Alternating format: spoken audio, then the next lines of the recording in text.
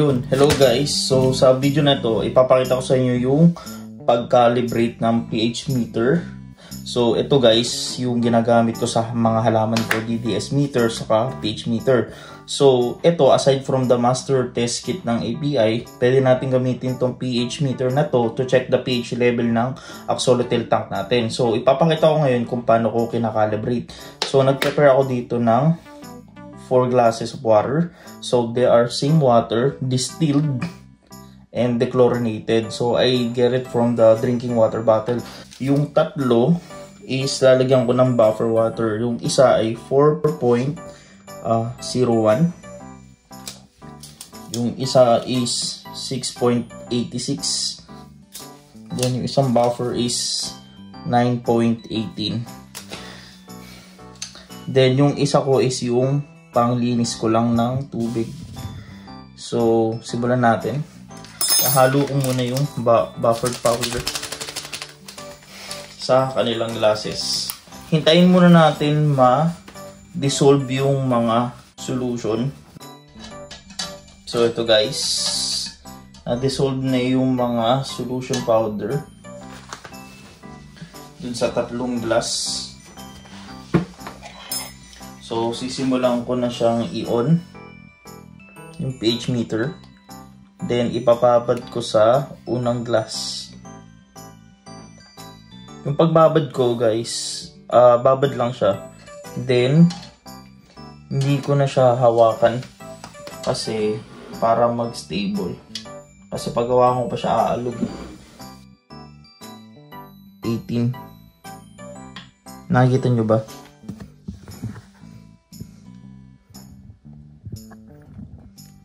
Ayan. Hold natin ng 5 seconds. Dapat 9.18 yung lalabas. So, calibrated na siya doon pag nag-end na. Next, pupunta tayo doon sa 4.01.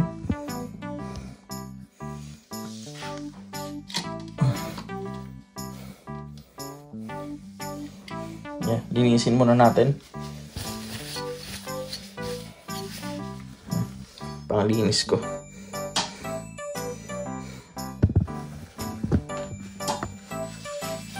Yung mga other people na nagka-calibrate, di na nila nilinis, pinapagpag lang nila. It's up to you naman.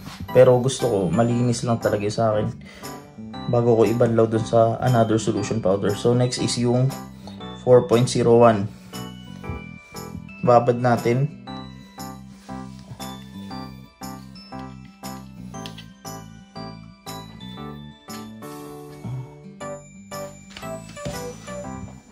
So nakikita nyo, ang lumalabas ay 4.20.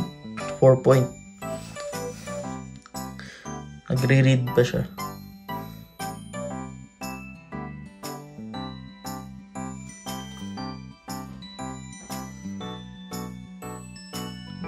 Bumababa.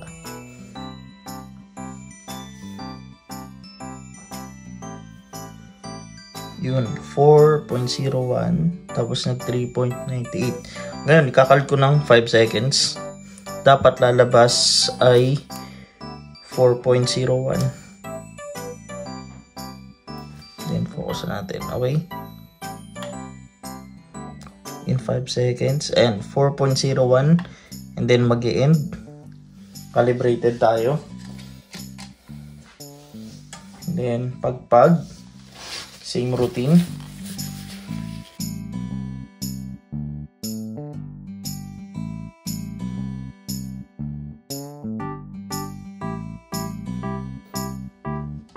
Hindi ko hawakan para di masyadong maalog at di pa iba-iba yung reading niya.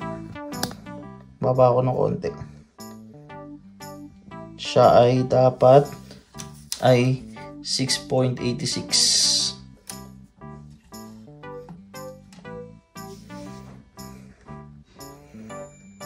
So, kita natin, 6.50.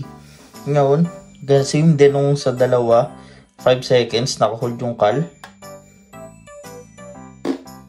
Makikita mo yung 6.86, tapos end. Calibrated na po siya.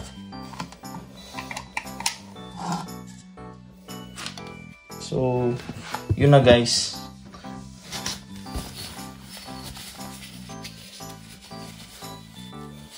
Kung mapapansin nyo, try natin dun sa pinaglamnan ko.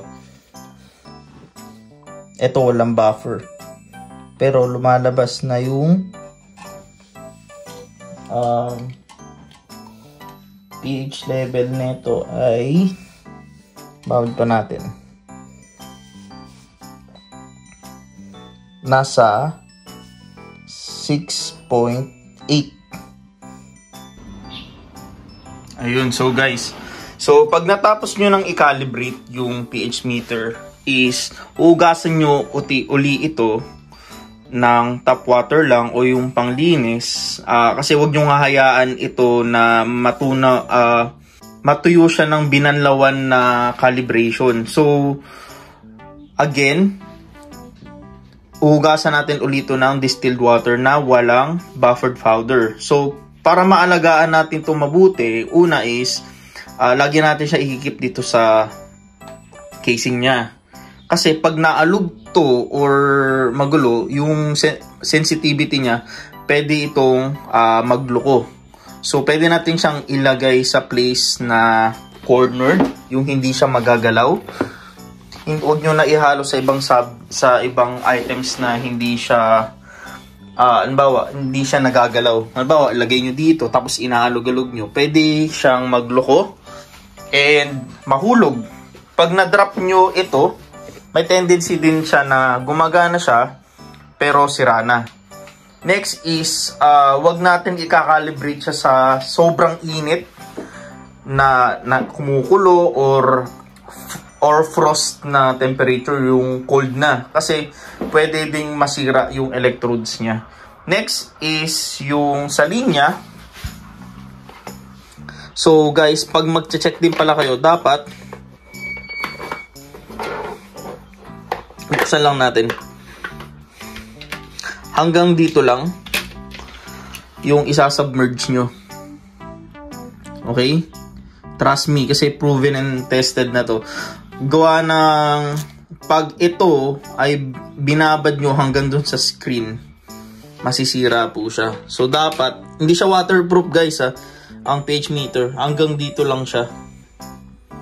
Sa linya na yan. Yan lang yung ibababad nyo, hindi nakasama yung sa screen kasi masisira nga po. Ito lang ang ibababad. Next is, kung gusto nyo siyang linisan, distilled water lang po, na walang buffered powder or just a normal water lang to rinse. Babad lang, huwag nyo nang gagamitan ng soap and sponge. Kasi magloloko din yung yung pagsukat niya. And kung hindi natin siya ginagamit ng sobrang tagal, bawa na stuck na, hindi naman natin nagagamit lagi, kailangan natin uli siya i-calibrate. So maganda na lang kayo, basta yung pinaka best for calibration niya is yung 3. And kung maayos naman yung pagkakaalaga nyo dito, is tatagal naman po siya. So yun lang yung advice ko, and happy keeping guys.